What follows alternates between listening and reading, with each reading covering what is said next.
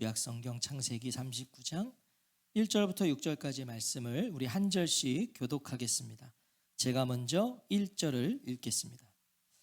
요셉이 이끌려 애굽에 내려가매 바로의 신하 친위대장 애굽 사람 보디발이 그를 그리로 데려간 이스마엘 사람의 손에서 요셉을 산이라.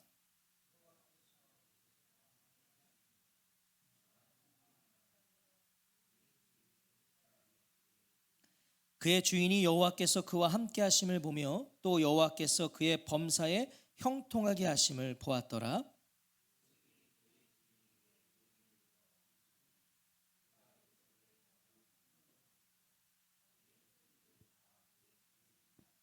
그가 요셉에게 자기의 집과 그의 모든 소유물을 주관하게 한 때부터 여호와께서 요셉을 위하여 그 애굽 사람의 집에 복을 내리심으로 여호와의 복이 그의 집과 밭에 있는 모든 소유에 비친지라. 주인이 그의 소유를 다 요셉의 손에 위탁하고 자기가 먹는 음식 외에는 간섭하지 아니하였더라. 요셉은 용모가 빼어나고 아름다웠더라. 아멘. 오늘은 요셉 네 번째 시간 형통한 자가 되어 라는 제목으로 하나님 말씀 듣겠습니다. 창세기 39장은 애굽에 팔려간 요셉의 생활이 어떠했는가를 말씀하고 있는 본문입니다. 애굽으로 팔려간 요셉이 어떤 생활을 했는가. 37장 우리가 지난 시간에 나눈 거죠. 37장 36절은 이렇게 끝났어요. 그 미디안 사람들은 그를 애굽에서 바로의 신하 친위대장 보디발에게 팔았더라. 그리고 오늘 39장 1절은 요셉이 이끌려 애굽에 내려가매 바로의 신하 친위대장 애굽 사람 보디발이 그를 그리로 데려간 이스마엘 사람의 손에서 요셉을 산이라. 이렇게 이어지고 있는 거죠. 원어에 보면 그런데로 시작합니다. 오늘 39장 1절이 그런데로 시작해요. 그럼 뭐예요? 그런데 요셉이 라고 되어 있는 거죠. 그런데 요셉이, 그러니까 요셉이 강제로 애굽으로 팔려갔어요. 자기의 뜻이 아니었어요. 강제로 팔려갔지만 그런데 요셉이 바로의 신하 친위대장 보디발에게 팔려갔다. 이걸 강조하고 있는 거죠. 네. 강제로 팔려갔지만 그런데 요셉이 보디발의 집으로 갔다. 이걸 말하고 있는 거예요. 사실 요셉 입장에서요, 자신이 팔려간 곳, 자신을 산 사람이 누군지는 중요하지가 않아요. 요셉의 입장에서는. 아니, 내가 지금 원해서 간 게 아니에요. 강제로 팔려갔어요. 근데 내가 어디로 가든지 누구에게 팔려가는지는 의미가 없다는 거예요. 형들에 의해 팔려간 그 자체가 고난이고 절망이기 때문이죠. 이 상황 자체가 고난이고 절망인데 어디를 가는 게 무슨 의미가 있냐고요. 요셉에게는요, 한 가지 질문만 있었을 거예요. 딱 하나. 뭐겠어요? 왜? 도대체 왜 나에게 이런 일이 일어나는가? 이거밖에 더 있겠어요, 요셉이? 도대체 왜? 꿈 이야기한 게 이런 결과를 가져온 것이라면 억울해요. 그가 꿈 이야기한 건 분명 잘못된 거예요. 형들이 봤을 때는 정말 보고 참을 수 없을 정도로 자랑질을 했으니까. 하지만요, 요셉의 입장에서는 너무도 선명한 꿈이었어요. 꿈을 꿨는데 이게 너무 선명해. 그래서 그걸 얘기한 것 뿐이에요. 그런데 그걸 얘기한 결과라고 하기에는 너무 가혹하다는 거죠. 이렇게 구덩이에 쳐넣게 되고 팔려가고 또 팔려가고 너무 가혹한 거예요. 아무리 생각하고 또 생각해도요, 요셉은 이유를 모르는 거죠. 이유를 모르겠어요. 근데 오늘 우리도 그렇지 않습니까? 오늘 우리도 인생의 여정에서요, 우리는 수많은 왜를 만나게 돼요. 왜? 하지만 그 왜라는 물음에 대한 답을요, 얻는 경우는 거의 없어요. 아니, 저는요, 없어요. 왜라는 질문이 생겼을 때 그에 대한 답을 얻은 적이 없어요. 왜요? 왜라는 질문에 대한 답이요, 요셉에게, 우리에게 없기 때문이죠. 그러니까 우리에게 답이 없으니까 왜가 생기는 거잖아요. 그러니까 그 왜를 너무 묵상하지 마세요. 아무리 왜를 물어도 그 답은 우리에겐 없어요. 그래서 왜라는 질문이 생긴 거거든요. 우리 인생의 여정에서 만나게 되는 숱한 질문에 대한 답은요, 하나님께 있어요. 우리에겐 없어요. 그래서 그 답은 하나님의 시간을 지나야만, 그 하나님의 시간을 통과해야만 알 수 있어요. 하나님께 답이 있기 때문에. 요셉이 그런 겁니다. 지금은 몰라요. 아무것도 몰라요. 요셉이. 자신이 왜 애굽에 팔려와서 바로의 신하 친위대장 보디발의 집에 있는지를 알 수가 없어요. 이유를 어떻게 알겠어요, 요셉이? 하지만 우리 알죠? 훗날 요셉은 알게 돼요. 자기가 왜 애굽으로 팔려왔는지, 왜 이 보디발의 집으로 팔려오게 되었는지를 요셉은 훗날 알게 된단 말이죠. 오늘 왜라는 질문 속에 걷고 계신 분이 오늘 이 자리에 계신다면, 왜라는 질문 속에 오늘도 의문을 가지고 살아가시는 분이 이 자리에 계신다면 기억하십시오. 그 하나님의 시간을 지나셔야 됩니다. 그래야만 주어지는 답이 있어요. 지금 그 시간을 잘 지나가셔야 돼요. 2절은 요셉이 어떻게 애굽으로, 그것도 애굽의 막강한 지위를 가진 보디발의 집에 가게 되었는지를 우리에게 가르쳐 줍니다. 2절 말씀은 같이 한번 읽어보겠습니다. 시작. 여호와께서 요셉과 함께 하심으로 그가 형통한 자가 되어 그의 주인 애굽 사람의 집에 있으니. 이걸 제가 조금 더 직역해 보면, 그러나 여호와께서 요셉과 함께 계셨다. 그래서 요셉이 형통한 사람이 되었다. 그리고 그는 그의 주인인 애굽 사람의 집에 있었다. 2절은요 39장의 진정한 주인공이 누구인지를 우리에게 말씀합니다. 이 39장의 진정한 주인공, 분명 이 39장은 누구의 이야기죠? 요셉의 이야기예요. 그런데 요셉의 인생의 주인공은 그가 아니라고 하는 거예요. 누구다? 여호와시다. 여호와시다. 2절을 보세요. 여호와께서로 시작하죠. 여호와께서.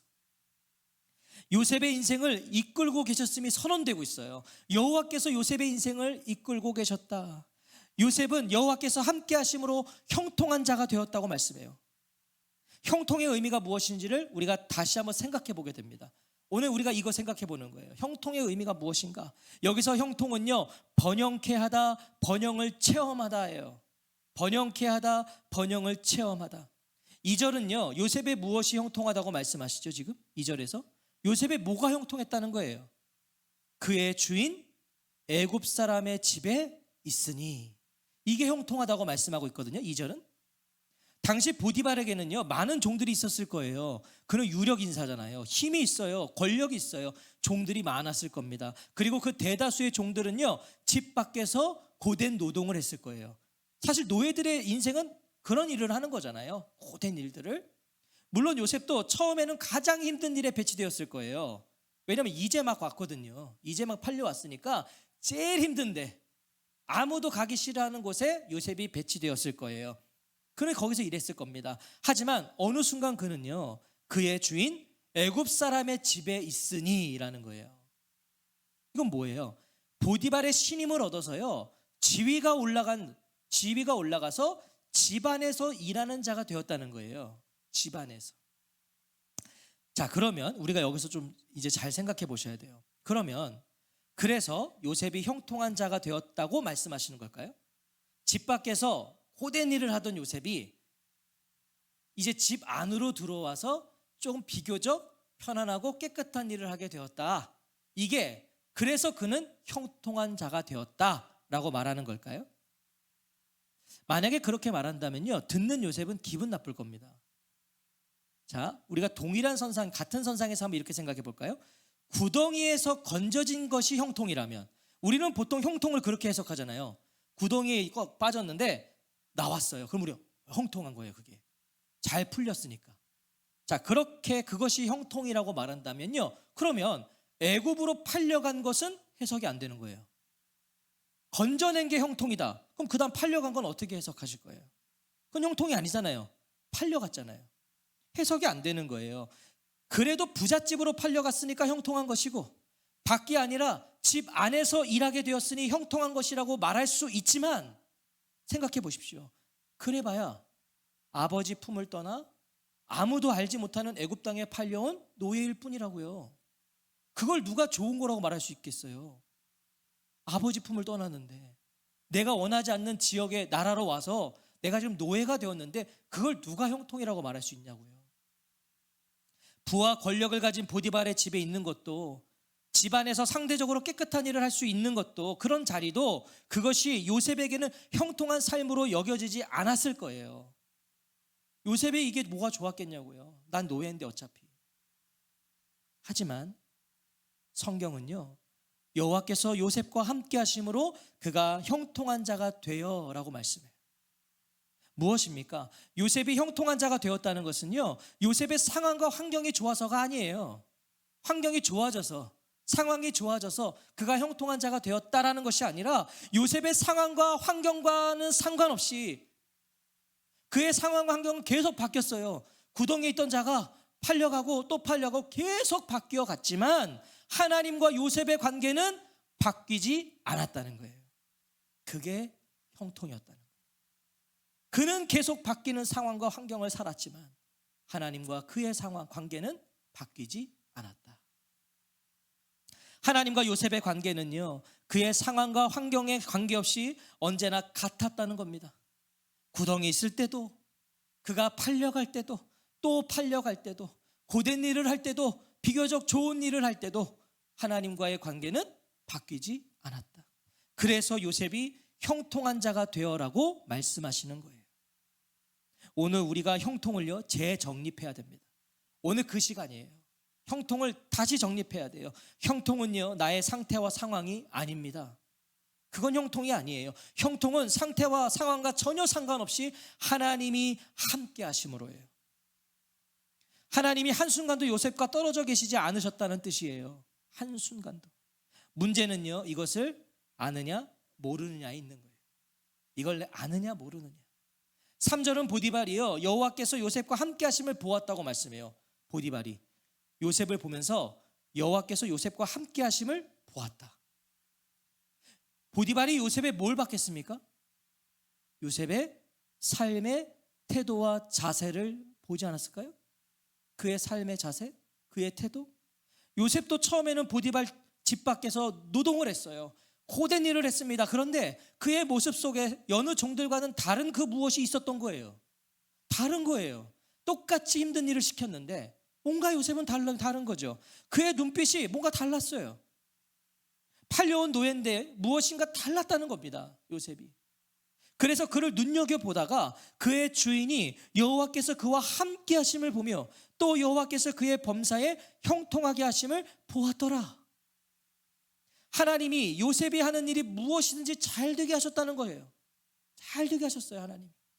보디발의 종 요셉의 하는 일이 잘 되게 하셨다면, 자, 요셉이 하는 일을 다 잘 되게 하셨다면 그 유익은 누구 겁니까?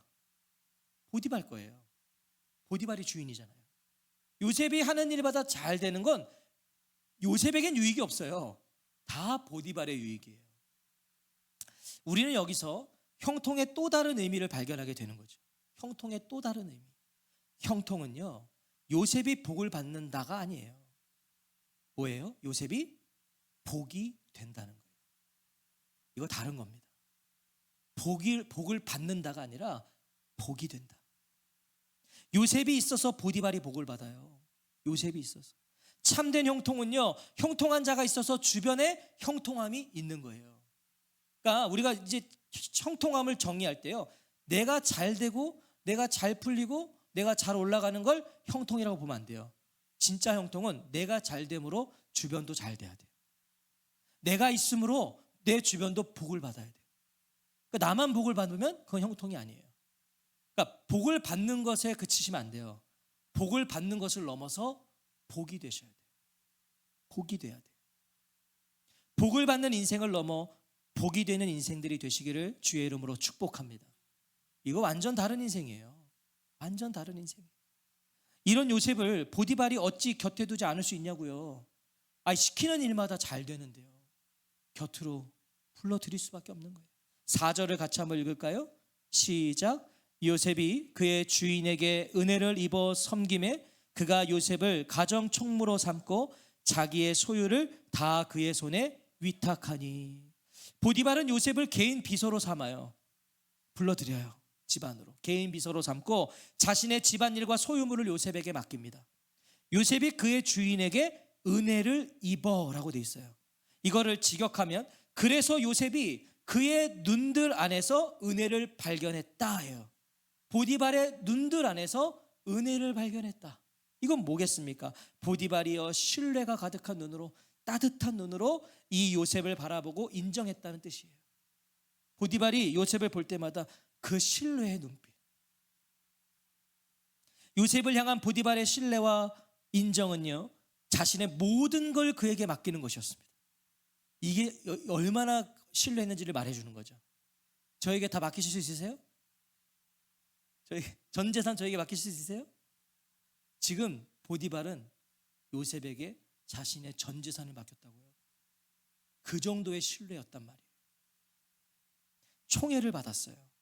5절은 이 모든 일의 원인이 무엇인지를 다시 한번 분명히 말씀해 줘요. 이 모든 일의 원인이 무엇인가? 5절 같이 읽겠습니다. 시작. 그가 요셉에게 자기의 집과 그의 모든 소유물을 주관하게 한 때부터 여호와께서 요셉을 위하여 그 애굽 사람의 집에 복을 내리심으로 여호와의 복이 그의 집과 밭에 있는 모든 소유에 미친지라. 하나님께서 보디발이 요셉에게 집안의 모든 것을 맡기는 순간부터, 그때부터 보디발의 집에 더 큰 복을 내려주시는 거예요. 이 시점이 너무 중요한 거죠. 보디발이 요셉에게 자신의 전부를 맡기는 그때부터 보디발의 집에 복이 임하는 거예요. 이거 누구를 위해서 하셨다고 그래요? 오늘 성경에 누구를 위해서? 여호와께서 요셉을 위해서. 보디발을 위해서 하신 게 아니었어요. 하나님이 보디발을 위해서 그의 집에 복을 주신 게 아니라 요셉을 위해서 보디발의 집에 복을 내리셨다. 창세기 12장 3절에서요, 하나님이 아브라함과 하신 약속과 이것이 일치하고 있습니다. 하나님이 아브라함에게 이런 약속하셨어요. 창세기 12장 3절에 보면 너를 축복하는 자에게는 내가 복을 내리고 너를 저주하는 자에게는 내가 저주하리니 땅의 모든 족속이 너로 말미암아 복을 얻을 것인지라. 할렐루야. 지금 이 복이 요셉에게 임하고 있는 거예요. 그를 축복하는 자에게 내가 축복할 거다. 여기 우리 성도의 삶의 비결이 하나 있죠. 저주하는 자에게는 내가 저주하리라고 그러셨어요. 성도는 뭐예요? 하나님이 저주하는 자리에 있지 말라는 거예요. 누군가 나를 저주해도요, 우린 저주하면 안 돼요. 내가 저주하면 우리는 내가 저주한 것에 대한 하나님의 책망을 받을 겁니다. 하지만 우리가 인내하며 끝까지 저주하지 않으면 하나님이 저주하시겠대요. 이게 성도들의 삶이에요. 우리를 축복하는 자, 우리가 축복하지 않아도 하나님 축복하시겠대요. 그런데 너희를 저주하는 자, 내가 저주할 테니까 너희는 저주하지 말라는 거예요. 이건 결국 뭐겠습니까? 성도의 삶이 뭐고 하나님께서 성도의 삶을 통해서 이루고자 하시는 게 무엇인지를 우리에게 가르쳐 주시는 거예요. 하나님은 하나님의 백성들이 복이 되기를 원하시는 거예요. 저주받는 자리에 있지 말라는 거예요. 저주는 내가 할 테니 너희들은 저주하지 말라는 거예요. 복이 되라. 너희를 축복하는 자 내가 축복할 거다. 너희들은 축복된 자리에 있어라. 누군가 너희를 저주해도 너희들은 축복해라. 복이 되라는 거죠. 보디발은 그런 요셉을 통해 일하시는 하나님을 알게 됩니다. 하나님을 알게 돼요. 6절이죠. 주인이 그의 소유를 다 요셉의 손에 위탁하고 자기가 먹는 음식 외에는 간섭하지 아니하였더라. 보디발은 요셉에게 정말 모든 걸 맡깁니다. 모든 걸. 여호와께서 요셉을 위하여 역사하고 계심을 경험했어요. 보디발이 그걸 경험했다고요. 그러니까 다 맡기는 거예요. 그런데 6절은요, 보디발이 그럼에도 불구하고 요셉에게 자신의 먹거리는 맡기지 않았다고 말씀해요. 먹거리는. 자, 우리도 예전에 우리가 사극이나 이런 거 보면 왕이 이제 식사하기 전에 먼저 먹이잖아요. 독국물이 있나 없나. 자, 지금 그런 걸까요? 이 요셉이 이게 내가 다 믿는데 이게 어느 날 마음이 확 바뀌어가지고 나한테 독국물 든 음식을 주면 이게 내가 나를 죽일 수 있으니까 먹거리만큼은 요셉에게 맡기지 않았다. 이런 의미일까요? 그렇지 않아요. 이거는 요셉을 신뢰하지 못해서가 아니에요. 이것은요, 애굽의 법이 그랬어요. 애굽의 법이요, 외국인의 음식 관리나 또 외국인의 식사 시의 합석은 금하고 있었습니다. 그게 애굽의 법이었어요. 창세기 43장 32절이 이걸 우리에게 증언해주고 있어요. 그들이 요셉에게 따로 차리고 그의 형제들에게 따로 차리고 그와 함께 먹는 애굽 사람에게도 따로 차리니 애굽 사람은 히브리 사람과 같이 먹으면 부정을 입었음이더라. 같이 먹으면 안 돼요. 그래서 따로 차렸잖아요. 지금 그 이유였어요. 또 요셉이 애굽인들이 부정하게 여기는 목축업을 하고 있었던 히브리 출신이었기 때문이에요. 이것도 창세기 46장 34절이 증언해 주고 있어요. 당신들은 이르기를 주의 종들은 어렸을 때부터 지금까지 목축하는 자들이온데 우리와 우리 선조가 다 그러하니이다 하소서. 애굽 사람은 다 목축을 가증히 여기다니 당신들이 고센 땅에 살게 되리이다. 그러니까 목축업 하는 걸 부정하게 여겼어요. 그래서 이런 두 가지의 이유로 요셉에게는 먹을거리만은 맡기지 않은 거예요. 그러니까 이것은 신뢰의 문제가 아니라 뭐죠? 출신과 신분의 문제였던 거예요.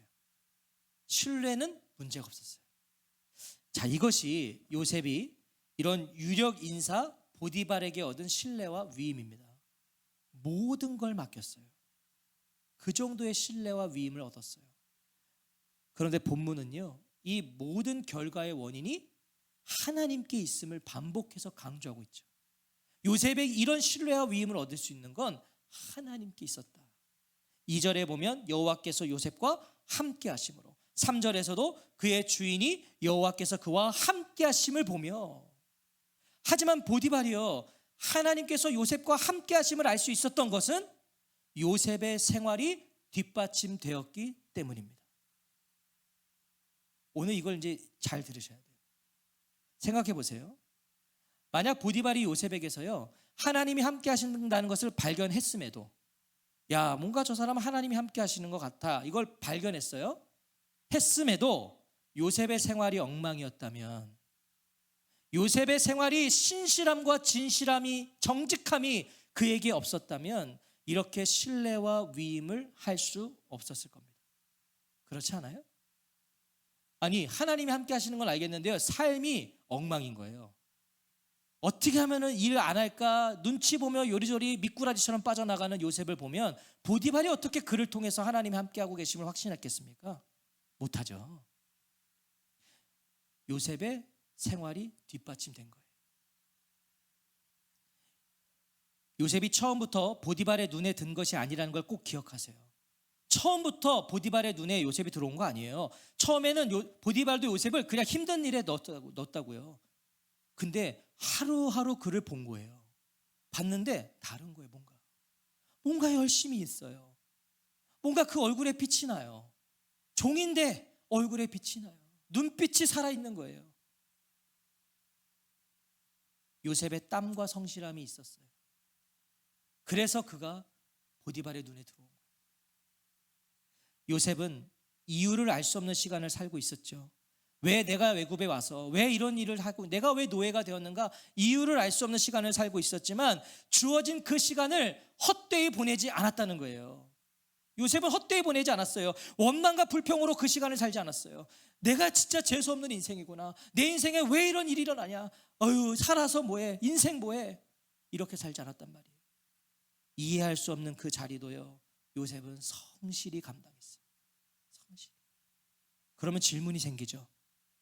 어떻게 요셉은 이런 삶을 살아낼 수 있었는가? 어떻게 요셉은 이렇게 살았는가? 이유는 하나밖에 없어요.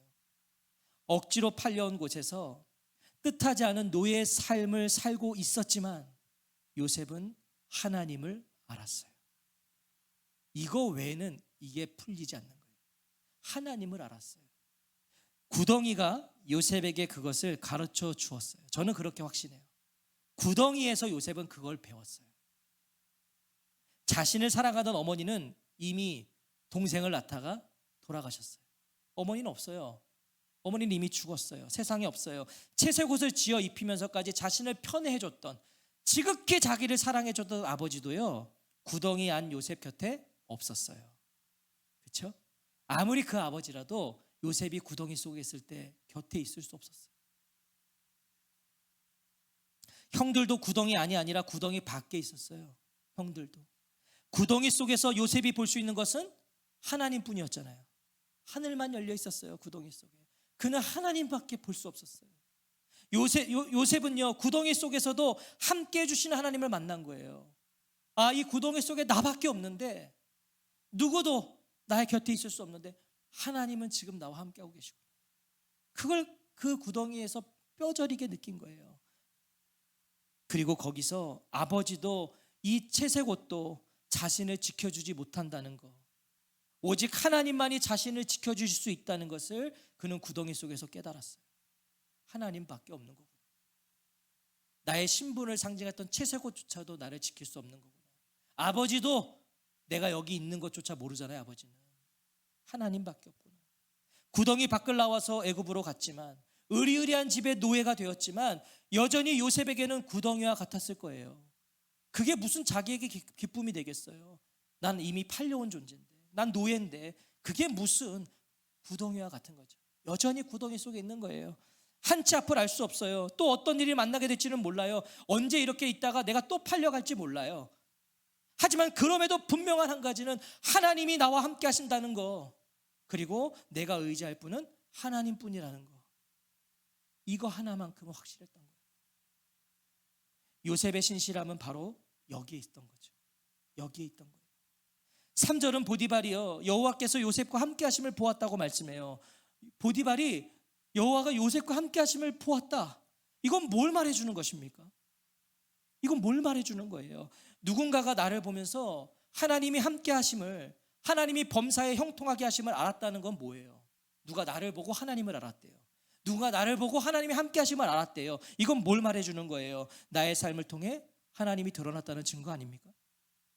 나의 삶을 통해 하나님이 드러났으니까 누군가 나를 보고 하나님이 함께 하심을 아는 거잖아요.